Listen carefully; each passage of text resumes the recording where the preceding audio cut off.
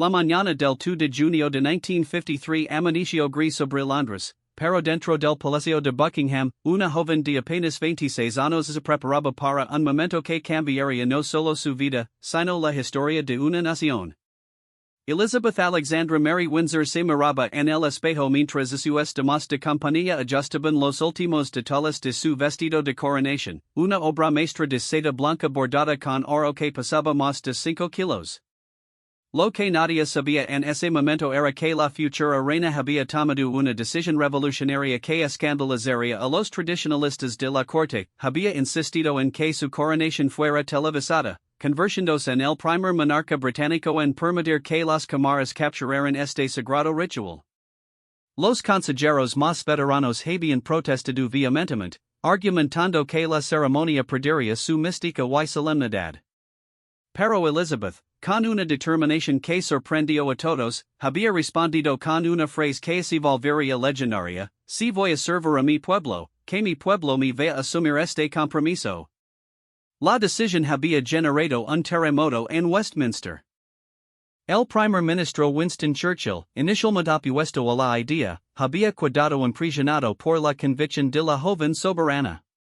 Su Majestad tiene una visión del futuro que nosotros, los viejos, apenas comenzamos a comprender, había confesado a sus allegados. La transmisión televisiva no solo permitiría que miles de súbditos fueran testigos del histórico momento, sino que establecería un precedente sobre cómo la monarquía se relacionaría con los medios de comunicación en las décadas venideras. Mientras se dirigía hacia la abadía de Westminster en la carroza dorada del Estado, Elizabeth recordó las palabras de su padre, el rey Jorge VI, quien antes de morir la había susurrado: recuerda, Lilibet, que ser reina no significa solo llevar la corona, sino saber cuándo quitársela para ser humana. Esas palabras resonarían en su mente durante los siguientes 70 años, guiando cada una de sus decisiones más controvertidas y memorables. La ceremonia de coronación fue presenciada por más de 20 millones de personas en el Reino Unido, una cifra sin precedentes para la época. Pero lo que realmente marcó la diferencia fue un gesto aparentemente insignificante que pocos notaron, cuando el arzobispo de Canterbury le colocó la corona de San Eduardo sobre su cabeza. Elizabeth cerró los ojos brevemente y sonrió. No fue la sonrisa protocolar que habían ensayado durante meses, sino una expresión genuina de emoción que traicionó la humanidad detrás de la ceremonia milenaria. Y esa sonrisa fue capturada por las cámaras y se convirtió en el momento más reproducido de toda la transmisión. Los periódicos del día siguiente la describieron como la sonrisa que conquistó el mundo, y efectivamente, las imágenes de la coronación fueron vistas por más de 277 millones de personas en todo el planeta, estableciendo un récord que no sería superado hasta décadas después. Pero el verdadero momento de audacia llegó durante el banquete posterior en el Palacio de Buckingham. Tradicionalmente, los nuevos monarcas se retiraban temprano después de su coronación, agotados por la ceremonia y el peso de las nuevas responsabilidades. Sin embargo, Elizabeth tenía otros planes. A las 11 de la noche, cuando se esperaba que se despediera de sus invitados, la recién coronada reina hizo algo que dijo a todos boquiabiertos: se quitó la corona, se la entregó a su dama de honor más cercana, y anunció que la verdadera celebración apenas comenzaba. Lo que siguió fue una fiesta que duró hasta las primeras horas del amanecer. Elizabeth bailó con primeros ministros, embajadores, y miembros de la realeza europea, pero lo más sorprendente fue cuando invitó a bailar al portero más veterano del palacio, un hombre de origen humilde que había servido a la familia real durante más de 40 años. La imagen de la reina bailando con el empleado más modesto de su casa se convirtió en símbolo de una nueva era monárquica. Durante esa noche mágica, Elizabeth demostró que su reinado sería diferente.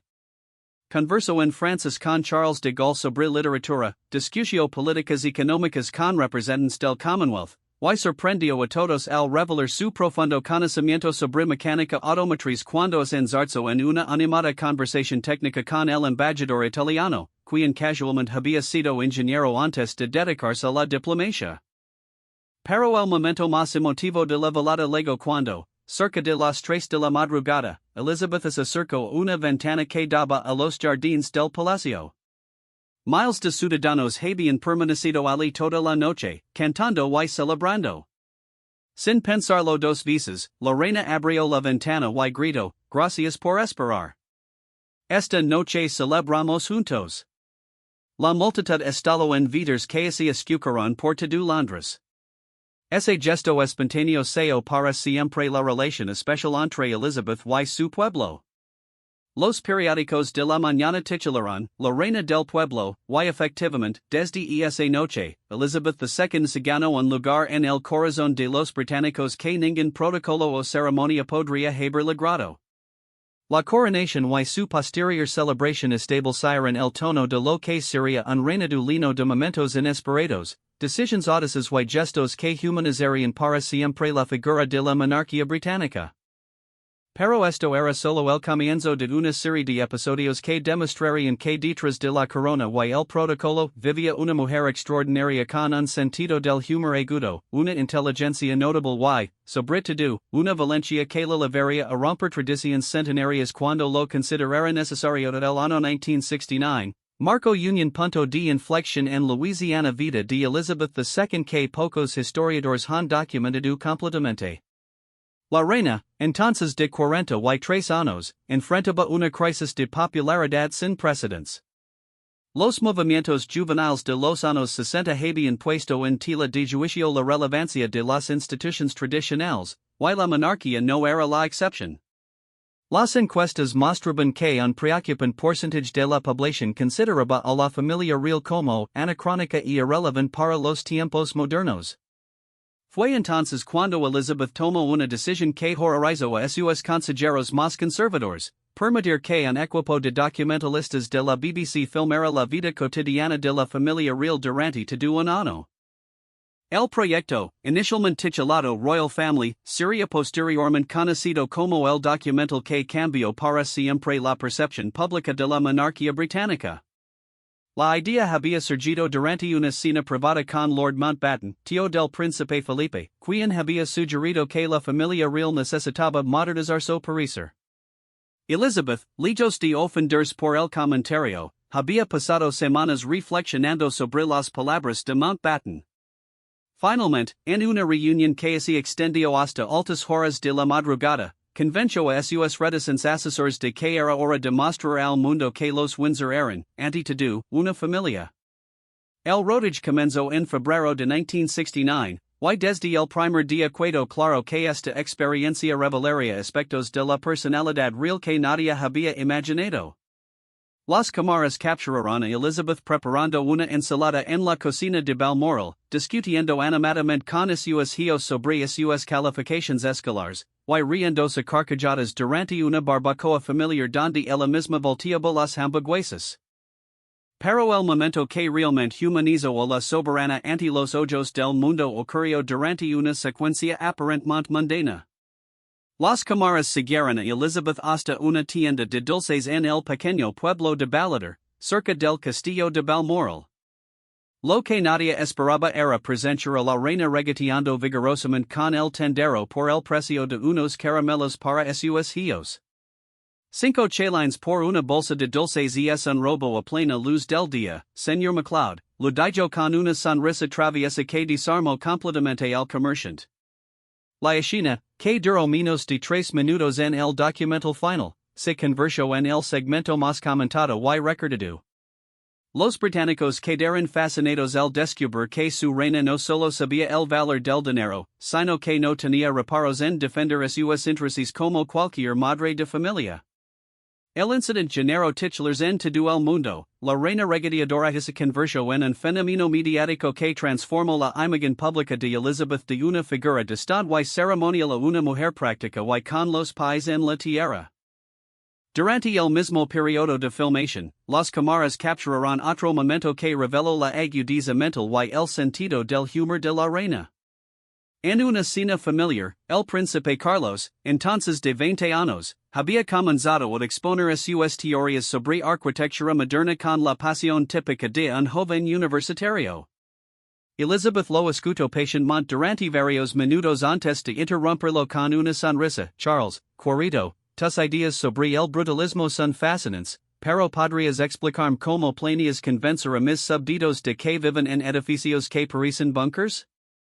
La respuesta provocó risas en toda la mesa y mostró al mundo que la reina poseía un ingenio afilado que usaba con cariño pero efectividad para guiar a sus hijos. El documental también reveló el lado más aventurero de Elizabeth. Una secuencia memorable la mostraba conduciendo su Land Rover por los accidentados terrenos escoceses a una velocidad que preocupó visiblemente a los camarógrafos. Cuando uno de ellos le sugirió que redujera la velocidad, Elizabeth respondió sin apartar la vista del camino: joven, he estado conduciendo por estas colinas desde antes de que usted naciera.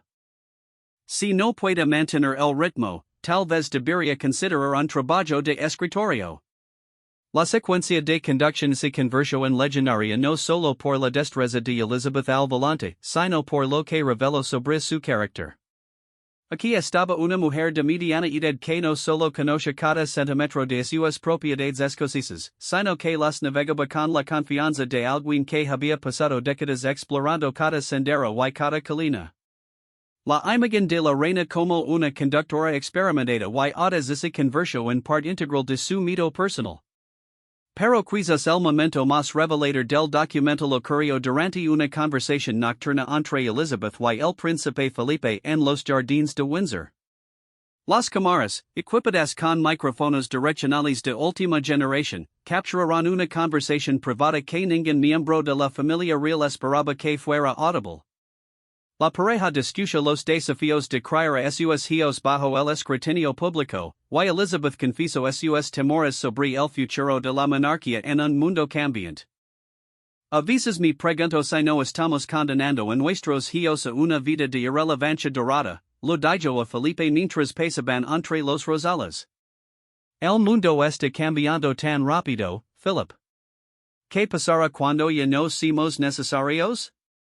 La vulnerabilidad en su voz sorprendió a quienes la conocen como una figura de autoridad inquebrantable. La respuesta de Felipe fue igualmente reveladora: Lilibet, nuestra relevancia no viene de lo que somos, sino de cómo servimos. Mientras sigamos siendo útiles en nuestro pueblo, seguiremos siendo necesarios. Esta conversación íntima, que se incluyó en el corte final del documental a pesar de las objeciones de algunos consejeros, humanizó a la pareja real de una manera que ninguna aparición pública había logrado. Los espectadores vieron a una mujer y un hombre enfrentando las mismas dudas existenciales que cualquier padre de familia, pero con la carga adicional de saber que sus decisiones afectarían a una nación entera. El documental Royal Family se emitió en junio de 1969 y fue visto por más de 30 millones de personas solo en el Reino Unido, convirtiéndose en uno de los programas más vistos en la historia de la televisión británica. Las reacciones fueron inmediatas y abrumadoramente positivas. Los índices de aprobación de la familia real se dispararon, y por primera vez en décadas, las encuestas mostraron que una mayoría significativa de jóvenes británicos ve a la monarquía como relevante y necesaria. Sin embargo, el éxito del documental también tuvo consecuencias imprevistas. Elizabeth había abierto una puerta que ya no podría cerrarse completamente. La demanda pública de acceso a la vida privada de la familia real se incrementó exponencialmente, estableciendo un precedente que eventualmente conduciría tanto a momentos de mayor conexión con el pueblo como a invasiones de privacidad que marcarían las décadas siguientes. Pero en 1969, Elizabeth II había demostrado una vez más su capacidad de adaptación y su disposición a tomar riesgos calculados para preservar y fortalecer la institución que representaba. El incidente más audaz y menos conocido de la vida de Elizabeth II ocurrió durante el verano de 1982, en plena guerra de las Malvinas. Mientras la atención mundial se centraba en el conflicto del Atlántico Sur, la reina vivió una experiencia que permanecería clasificada durante décadas y que revelaría aspectos extraordinarios de su carácter y determinación. Todo comenzó en la madrugada del 9 de julio de 1982, cuando Michael Fagan, un desempleado de 32 años, logró infiltrarse en el Palacio de Buckingham por segunda vez en 2 meses. Pero esta vez, a diferencia del incidente anterior que había sido rapidamente contenido por la seguridad, Fagin consiguió llegar hasta los aposentos privados de la reina.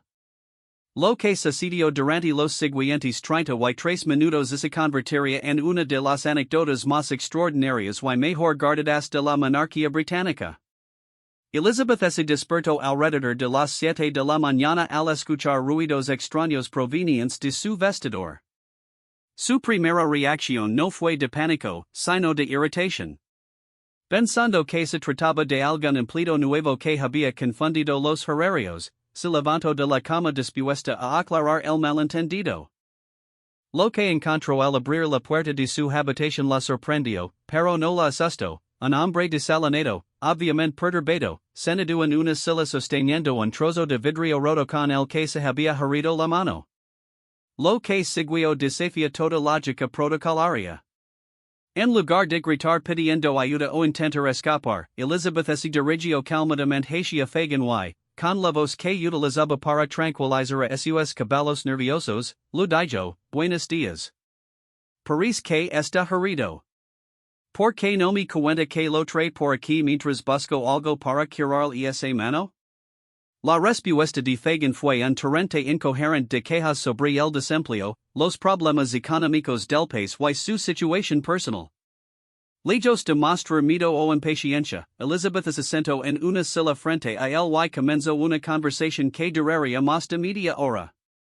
Los registros oficiales, desclasificados parcialmente en 2012, revelan que la reina no solo escuchó patientemente las preocupaciones de Fagin, sino que demostró un conocimiento sorprendentemente detallado de las políticas de empleo de su gobierno. Entiendo su frustración, señor Fagin, lo dijo en un momento de la conversación. Y es cierto que las cifras de desempleo son preocupantes, y comprendo que debe ser muy difícil mantener una familia en estas circunstancias. Cuando Fagin expresó su desesperación por no conseguir trabajo, Elizabeth le preguntó sobre su experiencia laboral anterior y, para sorpresa del intruso, comenzó a sugerir recursos de capacitación laboral disponibles en Londres. Durante todo este tiempo, Elizabeth había estado presionando discretamente el botón de alarma junto a su cama, pero el sistema había fallado. Sin embargo, ella continuó la conversación como si nada hubiera pasado. En un momento particularmente tenso, cuando Fagin comenzó a agitar el vidrio roto mientras hablaba, Elizabeth se levantó lentamente y le dijo, permítame traer una taza de té.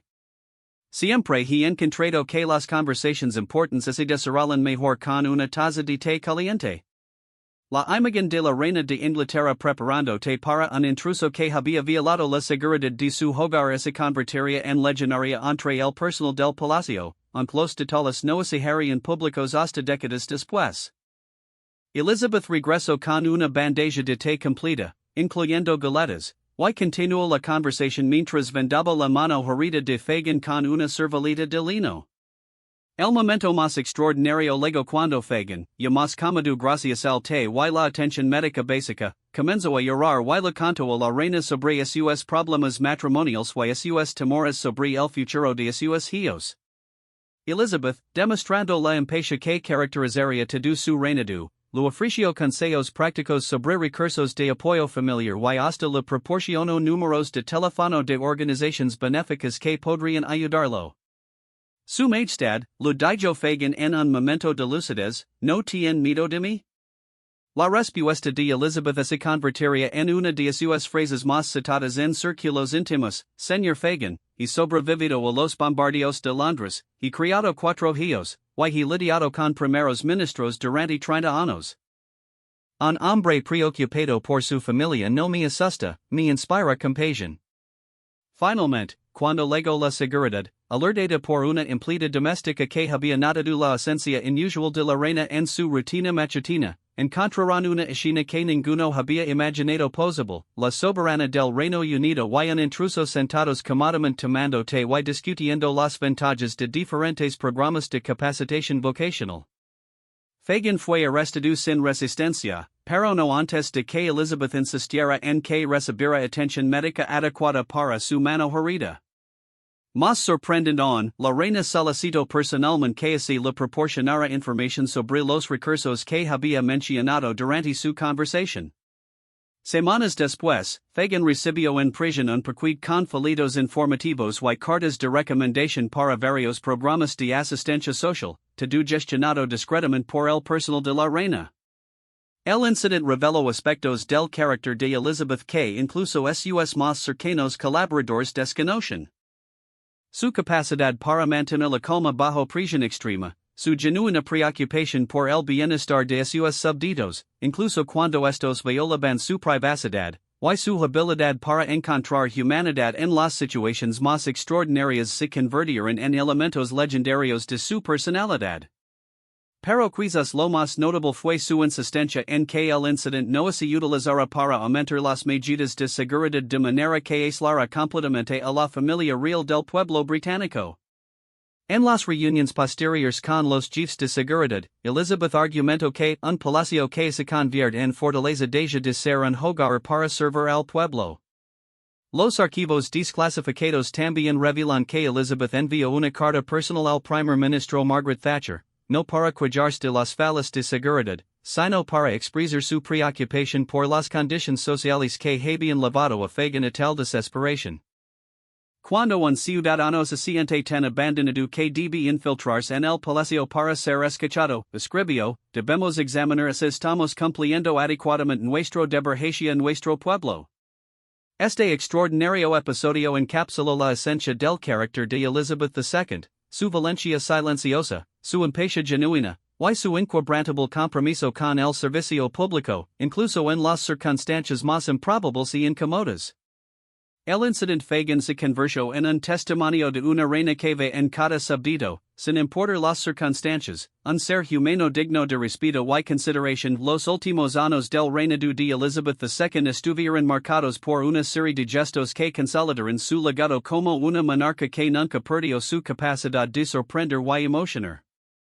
El episodio más memorable y conmovedor ocurrió durante la celebración de su jubileo de platino en 2022. Cuando a los 96 años, la reina demostró una vez más que su conexión con el pueblo británico trascendía cualquier protocolo o tradición.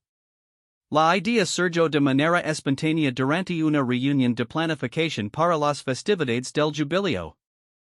Los organizadores presentaban propuestas cada vez más elaboradas y costosas para honrar los 70 años de reinado, pero Elizabeth, sentada en su silla favorita en el castillo de Windsor, los interrumpió con una sonrisa traviesa que sus asistentes conocen demasiado bien, han considerado que tal vez lo que la gente realmente quiere es una fiesta en el jardín trasero.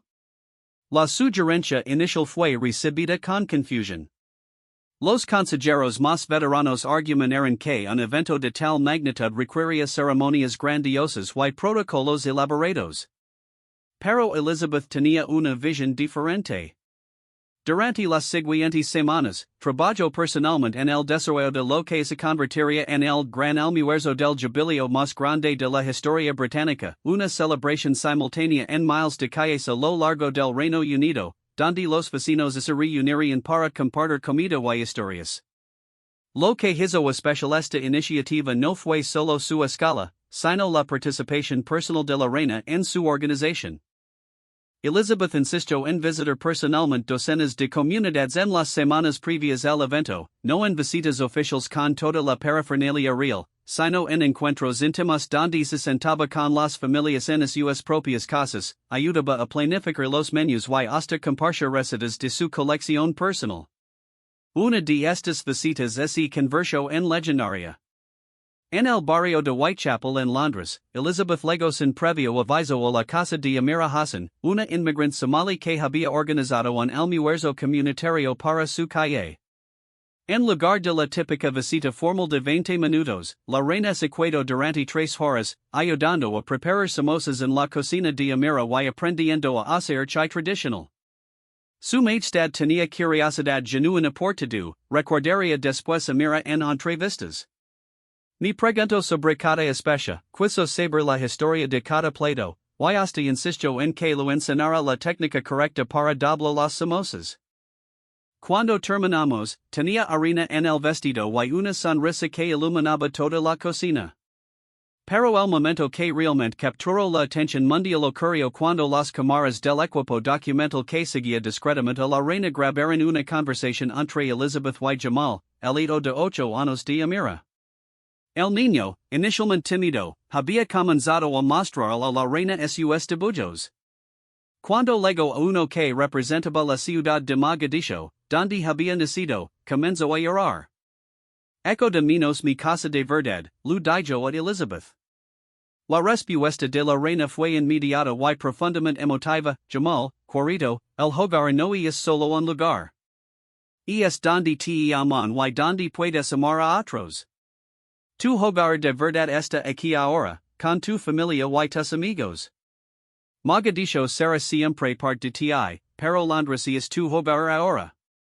La conversación continuó con Elizabeth contando a Jamal sobre su propia experiencia durante la Segunda Guerra Mundial, cuando tuvo que evacuar Londres y extrañaba desesperadamente el Palacio de Buckingham. Yo también fui una niña que extrañaba su casa, lo dijo. Pero aprendí que el hogar está en las personas que nos rodean, no solo en los edificios. El intercambio, que duró casi 15 minutos, fue grabado por las cámaras y posteriormente se convirtió en uno de los videos más vistos en la historia de la monarquía británica.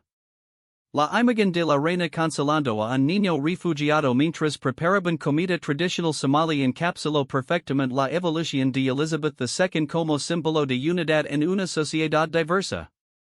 El día del gran almuerzo del jubileo, Elizabeth sorprendió a todos al anunciar que no asistiría a un evento central, sino que se teletransportaría a diferentes celebraciones a lo largo del día. Utilizando una combinación de videollamadas en vivo y apariciones sorpresa, la reina visitó más de 50 fiestas callejeras, saludando personalmente a familias, probando platos caseros a través de la pantalla, y hasta dirigiendo coros improvisados de Happy Birthday para celebrar cumpleaños que coincidieron con la fecha. La tecnología había sido sugerida por su bisnieto, el príncipe George, quien había argumentado que la abuela podría estar en todas partes al mismo tiempo si usáramos FaceTime. Elizabeth no solo adoptó la idea, sino que la perfeccionó, convirtiéndose en la primera monarca en la historia en utilizar videoconferencias masivas para participar simultáneamente en celebraciones a lo largo de su reino. Pero el momento culminante del día llegó durante la transmisión nocturna desde el Palacio de Buckingham. En lugar del discurso formal que todos esperaban, Elizabeth apareció en la cocina del palacio, lavando un delantal que decía la jefa de la cocina, rodeada de empleados de diversas nacionalidades que habían trabajado allí durante décadas. Durante 70 años, he tenido el privilegio de ser su reina, comenzó, mientras sus empleados preparaban una cena multicultural que representaba la diversidad del Reino Unido moderno. Pero esta noche, quiero ser simplemente Lilibet, cocinando con mis amigos para nuestra gran familia británica. Lo que siguió fue una hora de televisión que redefinió completamente la imagen de la monarquía. Elizabeth cocinó curry con Hassan, el chef pakistani del palacio, preparó pierogi con Anya, una empleada polaca, y hasta intentó hacer sushi con Kenji, un joven chef japonés recién contratado. Entre plato y plato, compartía anécdotas personales, bromeaba sobre sus fracasos culinarios pasados, y revelaba secretos familiares que humanizaron completamente su figura. Carlos siempre insiste en que hago el mejor pudding de Yorkshire del Palacio, confesó mientras amasaba, pero la verdad es que he estado usando la receta de mi abuela durante 70 años y nunca he tenido el valor de decirle que ella la robó de una revista de cocina de los años 20. La transmisión terminó con Elizabeth y todo su equipo de cocina sentados alrededor de una mesa improvisada en el jardín del palacio, compartiendo la cena que habían preparado juntos. Las cámaras capturaron un momento íntimo cuando la reina alzó su copa de agua, había dejado de beber alcohol años atrás, y propuso un brindis, por 70 años de aprendizaje mutuo, por una nación que me ha enseñado que la verdadera nobleza está en el servicio, y por otros 70 años de continuar descubriéndonos los unos a los otros. El programa fue visto por más de 32 millones de personas solo en el Reino Unido, convirtiéndose en una de las transmisiones más exitosas en la historia de la televisión británica. Los comentarios en redes sociales fueron abrumadoramente positivos, con miles de personas compartiendo sus propias historias de encuentros con la reina y expresando admiración por su autenticidad y calidez humana. Meses después, cuando la salud de Elizabeth comenzó a declinar, muchos recordarían esa noche como el momento en que la reina se despidió verdaderamente de su pueblo, no con pompa y ceremonia, sino con simplicidad, humor y amor genuino. Había logrado lo que pocos monarcas en la historia habían conseguido, terminar su reinado siendo más querida y respetada que cuando comenzó, habiendo demostrado que la verdadera grandeza reside no en la magnificencia del poder, sino en la profundidad de la conexión humana. El legado de Elizabeth II se definiría finalmente no por las coronas que llevó o los palacios que habitó, sino por los momentos en que se quitó la corona para ser simplemente humana, y en esa humanidad, encontró su verdadera majestad. Los últimos años del reinado de Elizabeth II estuvieron marcados por una serie de gestos que consolidaron su legado como una monarca que nunca perdió su capacidad de sorprender y emocionar. El episodio más memorable y conmovedor ocurrió durante la celebración de su jubileo de platino en 2022, cuando a los 96 años, la reina demostró una vez más que su conexión con el pueblo británico trascendía cualquier protocolo o tradición. La idea surgió de manera espontánea durante una reunión de planificación para las festividades del jubileo. Los organizadores presentaban propuestas cada vez más elaboradas y costosas para honrar los 70 años de reinado, pero Elizabeth, sentada en su silla favorita en el castillo de Windsor, los interrumpió con una sonrisa traviesa que sus asistentes conocen demasiado bien, han considerado que tal vez lo que la gente realmente quiere es una fiesta en el jardín trasero? La sugerencia inicial fue recibida con confusión. Los consejeros más veteranos argumentaron que un evento de tal magnitud requeriría ceremonias grandiosas y protocolos elaborados. Pero Elizabeth tenía una visión diferente.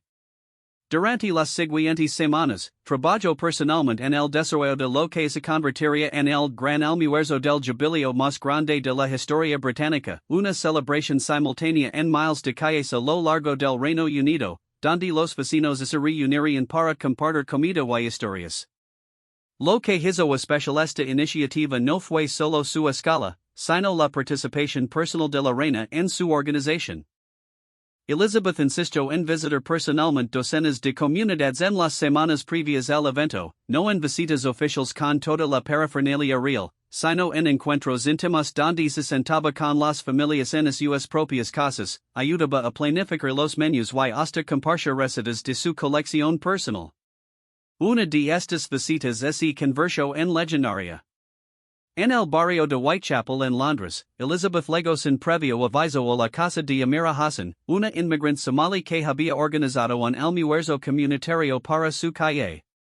En lugar de la típica visita formal de 20 minutos, la reina se quedó durante 3 horas, ayudando a preparar samosas en la cocina de Amira y aprendiendo a hacer chai tradicional. Su majestad tenía curiosidad genuina por todo, recordaría después Amira en entrevistas. Me preguntó sobre cada especie, quiso saber la historia de cada plato, y hasta insistió en que lo enseñara la técnica correcta para doblar las samosas. Cuando terminamos, tenía harina en el vestido y una sonrisa que iluminaba toda la cocina. Pero el momento que realmente capturó la atención mundial ocurrió cuando las cámaras del equipo documental que seguía discretamente a la reina grabaron una conversación entre Elizabeth y Jamal, el hijo de 8 años de Amira. El niño, inicialmente tímido, había comenzado a mostrar a la reina sus dibujos. Cuando llegó a uno que representaba la ciudad de Mogadiscio, donde había nacido, comenzó a llorar. Eco de menos mi casa de verdad, lo dijo a Elizabeth. La respuesta de la reina fue inmediata y profundamente emotiva. Jamal, querido, el hogar no es solo un lugar. Es donde te aman y donde puedes amar a otros. Tu hogar de verdad está aquí ahora, con tu familia y tus amigos. Mogadiscio será siempre parte de ti, pero Londres es tu hogar ahora. La conversación continuó con Elizabeth contándola Jamal sobre su propia experiencia durante la Segunda Guerra Mundial, cuando tuvo que evacuar Londres y extrañaba desesperadamente el Palacio de Buckingham. Yo también fui una niña que extrañaba su casa, lo dijo. Pero aprendí que el hogar está en las personas que nos rodean, no solo en los edificios. El intercambio, que duró casi 15 minutos, fue grabado por las cámaras y posteriormente se convirtió en uno de los videos más vistos en la historia de la monarquía británica. La imagen de la reina consolando a un niño refugiado mientras preparaban comida tradicional somali encapsuló perfectamente la evolución de Elizabeth II como símbolo de unidad en una sociedad diversa.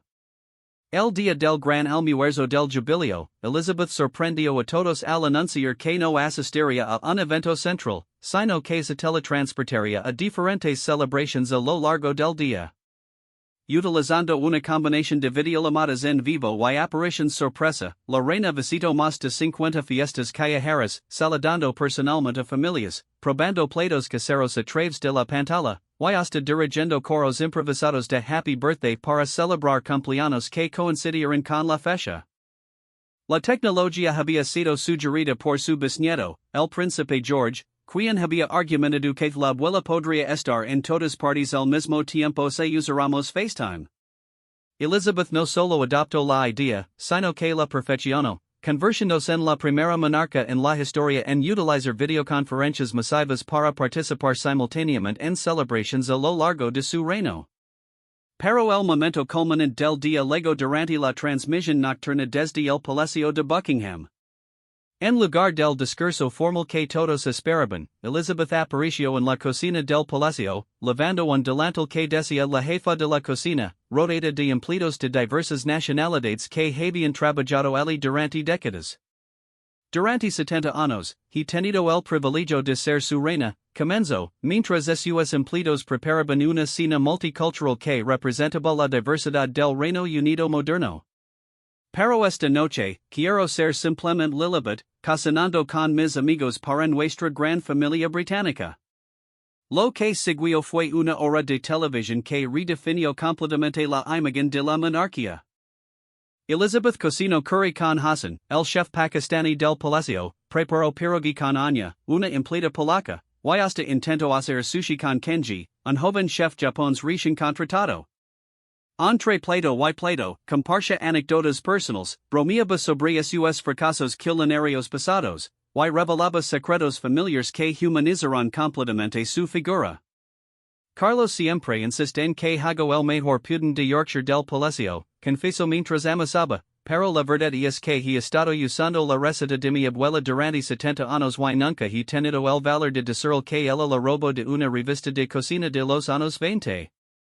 La transmisión terminó con Elizabeth y todo su equipo de cocina sentados alrededor de una mesa improvisada en el jardín del palacio, compartiendo la cena que habían preparado juntos. Las cámaras capturaron un momento íntimo cuando la reina alzó su copa de agua, había dejado de beber alcohol años atrás, y propuso un brindis, por 70 años de aprendizaje mutuo, por una nación que me ha enseñado que la verdadera nobleza está en el servicio, y por otros 70 años de continuar descubriéndonos los unos a los otros. El programa fue visto por más de 32 millones de personas solo en el Reino Unido, convirtiéndose en una de las transmisiones más exitosas en la historia de la televisión británica. Los comentarios en redes sociales fueron abrumadoramente positivos, con miles de personas compartiendo sus propias historias de encuentros con la reina y expresando admiración por su autenticidad y calidez humana. Meses después, cuando la salud de Elizabeth comenzó a declinar, muchos recordarían esa noche como el momento en que la reina se despidió verdaderamente de su pueblo, no con pompa y ceremonia, sino con simplicidad, humor y amor genuino. Había logrado lo que pocos monarcas en la historia habían conseguido, terminar su reinado siendo más querida y respetada que cuando comenzó, habiendo demostrado que la verdadera grandeza reside no en la magnificencia del poder, sino en la profundidad de la conexión humana. El legado de Elizabeth II se definiría finalmente no por las coronas que llevó o los palacios que habitó, sino por los momentos en que se quitó la corona para ser simplemente humana, y en esa humanidad, encontró su verdadera majestad.